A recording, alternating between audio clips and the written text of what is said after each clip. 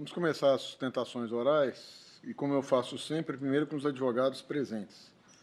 Eu chamo a julgamento de Minas Gerais, o HC 889-618.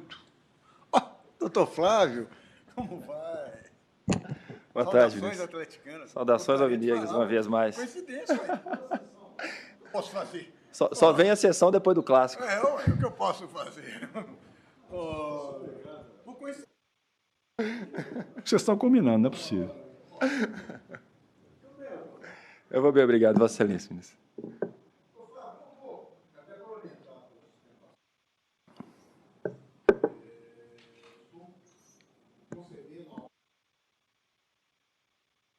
Do artigo 33, parágrafo 4º da Lei 11.340.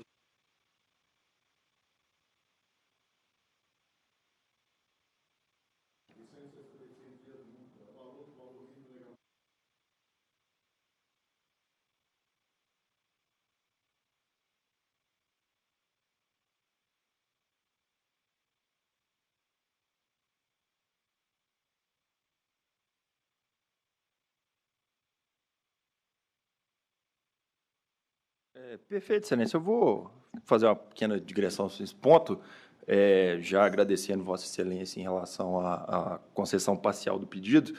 Pretendo ser o mais breve possível na minha fala. Cumprimento Vossa Excelência, cumprimento o excelentíssimo ministro Schietti, cumprimento também o ministro Jesuíno.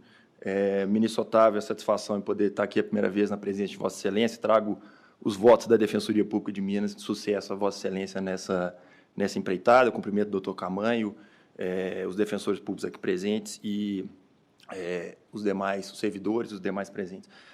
Como bem relatou, Vossa Excelência, ministro, há uma primeira discussão nesse habeas corpus sobre a questão da ilicitude da busca e nos parece, é o motivo que me faz sustentar esse ponto, haver uma ilegalidade nessa questão, especificamente por, ao nosso sentir, ela está em contrariedade com o precedente que foi firmado nessa turma da relatoria do ministro Schietti no RHC 158-580, porque essa abordagem, e eu vou fazer uma digressão rápida sobre os fatos, né, ela foi oriunda de uma denúncia anônima, né, ou a polícia supostamente recebeu uma informação, diz o policial, de um colaborador da polícia, no sentido de que esse rapaz estaria na posse de uma sacola com drogas, e a polícia, então, foi ao encalço desse rapaz, localizou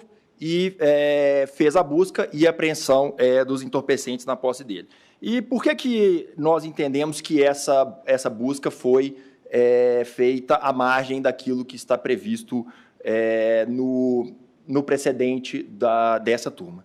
Em primeiro lugar, pela questão da própria denúncia anônima, né? Porque a polícia militar, nesse caso especificamente, né, ela se valeu da denúncia do colaborador para ir atrás do paciente, mas não foi empreendida pela polícia nenhuma diligência no sentido de se constatar se esse rapaz efetivamente estava na posse do ilícito, se ele estava comercializando aquele ilícito, né? A busca se deu exclusivamente com base no que os policiais receberam da denúncia anônima, ou seja, com base naquilo que o colaborador havia dito. O colaborador havia dito que o paciente estava no local X com uma sacola de drogas, os policiais imediatamente, sem buscar nenhum tipo de confirmação dessa informação, não realizaram uma campana, não fizeram uma visualização, não buscaram ver se efetivamente ele estava traficando, foram lá, tomaram essa notícia como verdadeira e fizeram a busca. E por que nós trazemos essa questão de, ao nosso sentir, a busca está em desacordo com aquilo que o paradigma, né, dessa turma traz?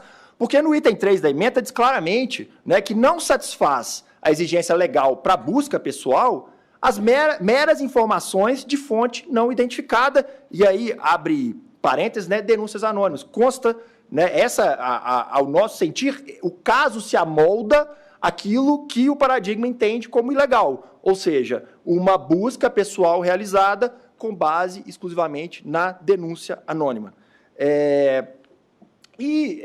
Eu vou um pouco adiante nesse caso até, porque a própria dinâmica dos fatos, ela não nos parece ser tão clara. porque, e cito aqui o próprio acórdão, né, na folha 263, quando o Tribunal de Justiça de Minas relata, né, que na visão dele não haveria ilegalidade, ele cita o depoimento de um dos policiais militares, que é o sargento Jerônimo, e ele diz, o sargento diz que o paciente estava na posse dessa sacola quando foi visualizado pela polícia, mas o outro policial que realizou a prisão, e reitero, estou lendo isso do acordo, não estou voltando ao auto de prisão ou às provas produzidas nos autos. O outro policial diz que a sacola estava embaixo da roupa, ou seja, o outro policial diz que a sacola só foi encontrada após a busca ser realizada. E nós temos uma terceira versão, que é a versão do próprio acusado, dizendo que não, que ele, na verdade, não estava na posse de nenhuma dessas drogas, que ele estava se importando $5 de maconha, ou seja, nós temos 3 versões para os fatos, uma versão de um dos policiais, uma versão de um outro policial e a versão do acusado, e, nesse caso, para o Tribunal de Justiça de Minas, prevaleceu a versão desse primeiro policial. E por que eu chamo a atenção desse caso, e aqui rememorando uma luta antiga dos atores do sistema de justiça, dessa turma, do ministro Schietti, de todos, sobre o uso da câmera corporal nos policiais. Ou seja, há uma divergência clara de fatos, de todos esses fatos. O paradigma que essa turma decidiu foi em 2022, sobre esse caso, e até hoje nós não temos na Polícia Militar, esse caso aqui é de 2023, nós não temos até hoje na Polícia Militar de Minas Gerais câmeras corporais para se identificar exatamente o que aconteceu. Ou seja, está sendo levado em conta a palavra de tão somente um dos policiais, no sentido de que a sacola estava visível e que, portanto, os policiais fizeram a abordagem com base nesse fato. Senhor presidente, para terminar, eu trago só mais uma questão, que é sobre o local da abordagem, né? Uma região sabidamente pobre de Belo Horizonte, que é o conjunto Taquaril. Esse rapaz é um homem negro, né? Então, isso também está no paradigma, né? Ou seja, o questionamento sobre o local da abordagem, dificilmente essa abordagem ocorreria da forma que ocorreu em um bairro de classe alta, com uma pessoa de cor branca, né? Então, isso também está no paradigma, né, do ministro Schietti, muito bem citado pelo ministro Schietti no seu paradigma, sobre a questão da atuação policial exacerbada, né, sobre as pessoas negras em comunidades pobres. Senhor presidente, agradecendo, esses são, portanto, os fundamentos que nós entendemos pela ilegalidade da busca realizada e, portanto, pleiteamos como pedido principal a ilicitude da prova e, obviamente, caso não seja o entendimento dessa turma, Vossa Excelência já adiantou o pedido subsidiário que foi acolhido. Agradeço, Vossa Excelência, e aos demais ministros. Obrigado. Segundo o disposto no artigo 244 do Código de Processo Penal, a busca pessoal independerá de mandato no caso de prisão ou quando houver fundada suspeita de que a pessoa esteja na posse de arma proibida ou de objetos ou papéis que constituam um corpo de delito, ou quando a medida for determinada no curso de busca domiciliar. Em julgamento sobre o tema, ao apreciar o RHC 158.580, a sexta turma dessa Casa estabeleceu, interpretando o referido dispositivo legal, alguns critérios para a realização de tal medida. E isso foi também, eu acrescento aqui, acrescido do que foi decidido por ocasião do julgamento do HC 877.943, na sessão da terceira sessão do dia 18, em voto trazido pelo ministro Rogério Schietti, que houve um aprofundamento na análise dessa questão do que se caracterizaria essa suspeita, ou seja, de que tipo de comportamento justificaria a busca pessoal, e ali a sessão entendeu que a fuga seria um motivo que autorizaria a busca. Conforme assentado no julgamento, em termos de estándar probatório para a busca pessoal ou veicular sem mandato judicial, exige a existência de fundada suspeita, baseada no juízo de probabilidade, descrita com a maior precisão possível, aferida de modo objetivo e devidamente justificada pelos indícios e circunstâncias do caso concreto, de que o indivíduo esteve na posse de drogas, armas ou outros objetos ou papéis que constituam um corpo de delito, evidenciando-se a urgência de se executar a diligência. Concluiu-se ainda que não satisfazem a exigência legal, por si sós, meras informações de fonte não identificada. ou instituições, impressões subjetivas, intangíveis e não demonstráveis de maneira clara e concreta, baseadas no exemplo exclusivamente do tirocínio policial. Nesse caso, porém, o exame é distinto. Na hipótese, a Corte Local, ao afastar a preliminar de nulidade do flagrante, considerou o seguinte: extrai-se do auto de prisão em flagrante delito e das provas judiciais que a busca pessoal somente ocorreu após os policiais militares receberem denúncia anônima sobre a prática do tráfico de entorpecentes por parte de um indivíduo que estava em posse de uma sacola de drogas. Em diligências ao local informado, observaram o acusado evadindo em posse de uma sacola e procederam à sua abordagem, sendo encontrados entorpecentes em sua posse direta. Com efeito, segundo a orientação jurisprudencial dessa Corte Superior, verifique-se objetivamente que a circunstância do caso concreto denota a normalidade ensejadora da busca pessoal. Há de se destacar a evasão do acusado em posse de uma sacola ao avistar os policiais militares, sendo revistada após o desdobramento da ação policial em via pública, em diligência para averiguar a prática do delito de tráfico de drogas na localidade após notícias de crimes inqualificadas. E aí eu cito precedentes não só da sexta quanto da quinta turma, no mesmo sentido, cito doutrina de Aury Lopes Júnior, e falo, nesse contexto, considerando o artigo 926 do Código de Processo Civil, pelo qual os tribunais devem uniformizar a sua jurisprudência e mantê-la instável, íntegra e coerente, no caso, a tentativa de se esquivar da guarnição evidencia a fundada suspeita de que o agente ocultava consigo objetos ilícitos, na forma do artigo 240, parágrafo 2º do Código de Processo Penal, a justificar a busca pessoal em via pública. No ponto, ainda sublimo, que o caso paradigmático da sexta turma busca evitar o uso excessivo da busca pessoal, garantir a sindicabilidade da abordagem e evitar a repetição de práticas que reproduzem preconceitos estruturais arraigados na sociedade, premissas atendidas na espécie. Então, nesse particular, eu denego a ordem, mas, como eu já havia antecipado, eu concedo no que se refere à dosimetria. Ministro Rogério Schietti. Senhor presidente, eu ouvi atentamente o doutor defensor público, doutor Flávio Van Dijk, uma argumentação que procura simplificar a análise do caso à luz do que nós temos decidido sobre busca pessoal. De fato, temos sido bem exigentes quanto a que se produza uma prova minimamente confiável, né, digamos assim, para se entender como válida essa busca pessoal realizada por policiais militares.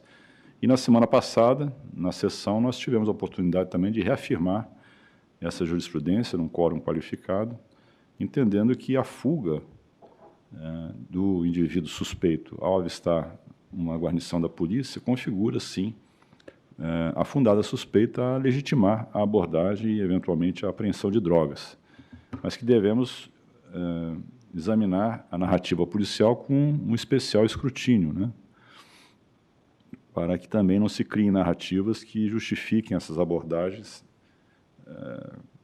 para legalizar a própria ação policial. E, no caso presente, diante do que foi trazido da tribuna, eu fui analisar os autos, e a sentença me pareceu bem clara quanto à legitimidade da ação policial, porque foi mencionado pelo juiz, a partir dos depoimentos prestados em juízo e diante do silêncio do réu em juízo, ao contrário de uma confissão extrajudicial, que desconsidero, mas, enfim, diante do silêncio e, portanto, da ausência de refutação da narrativa policial, ela me pareceu minimamente amparada na razoabilidade. O juiz diz que ambos os policiais informaram que fizeram uma operação de cerco do local, avisados de que ali o paciente praticava tráfico de drogas, e sendo que, quando o acusado viu a viatura policial, correu em direção oposta, indo ao encontro de outros 2 policiais, que foram ouvidos também na assentada. Ambos os policiais informaram que toda a droga apreendida estava na posse direta do acusado, dentro de uma sacola embaixo de sua camisa. De se registrar que o policial Diego Barros, inclusive, destacou que se trata da 3ª prisão do acusado por tráfico de drogas, no mesmo local. Friso que a quantidade e diversidade de drogas apreendidas denota a traficância, no caso, 12 pinos de cocaína, pesando 18 gramas, e 62 porções de maconha, pesando 138 gramas, e 76 porções de crack, pesando 26 gramas, o que evidencia a finalidade mercantil das drogas. Por fim, disse o juiz, entendo que não merece prosperar a alegação defensiva de falta de justa causa para a realização da busca pessoal, pois os militares receberam uma denúncia específica de tráfico de drogas no local, sendo que a denúncia, inclusive, trazia características pessoais do autor. E ainda, o acusado foi visto em fuga quando viu a viatura policial, tudo a denotar a existência de justa causa para a diligência policial. Enfim, aí faz algumas outras afirmações e diz, inclusive, que o acusado confirmou na oitiva policial que estava somente com $5 de maconha, né, o que traz uma divergência quanto à quantidade de drogas com ele apreendida. Então, senhor presidente, eu acredito que essa narrativa policial está amparada, digamos assim, na razoabilidade, não houve refutação por parte do réu quanto à própria ação policial, a divergência diz respeito à quantidade de drogas, o que se reveste aqui a favor da defesa quando Vossa Excelência propõe a redução da pena ao seu mínimo legal. Então, me parece que não prospera a argumentação defensiva, e nesse sentido eu acompanho Vossa Excelência. Ministro Jesus Rissato. Senhor presidente, cumprimento a todos os presentes, o ilustre defensor público de Minas Gerais, também os acadêmicos de direito presentes na plateia. Me parece que a sentença analisou bem a prova e a denúncia aqui, as provas estão corroborando. A denúncia diz que os policiais receberam denúncia anônima de que na rua Funcionários, número 50, havia um indivíduo com uma sacola comercializando drogas, foram até o local e lá avistaram esse indivíduo com a sacola, que, ao avistar os policiais, tomou o rumo de uma outra rua, que Rua Ramiro Siqueira, e foi abordado por uma outra viatura. Então, me parece que havia, sim, fundadas razões aqui para a abordagem. Eu acompanho Vossa Excelência e senhor relator, e também acompanho quanto à aplicação do parágrafo 4º do artigo 33. Otávio Augusto, Otávio de Almeida. Obrigado, presidente. Aproveitando para cumprimentar todos os ministros que compõem essa igreja turma, cumprimentar o senhor procurador da República, cumprimentar o nobre defensor de Minas Gerais. Aliás, Minas Gerais costuma ceder grandes juristas para o país. Eu acho que o presidente concorda comigo. E senhoras alunos, senhores advogados, senhores funcionários. Senhor presidente, eu acho que realmente, como Vossa Excelência frisou e como anuiu o ministro Schetti, foi recentemente decidida na terceira sessão essa questão da perseguição que torna uma justa causa para que se faça uma abordagem. Foi feita a abordagem, então, com relação a isso, que era o fulcro da sustentação do nobre defensor, eu acompanho Vossa Excelência, bem como acompanho também na dosimetria da pena e estipulação do regime a ser cumprido. É como voto, presidente. Acompanhando Vossa Excelência.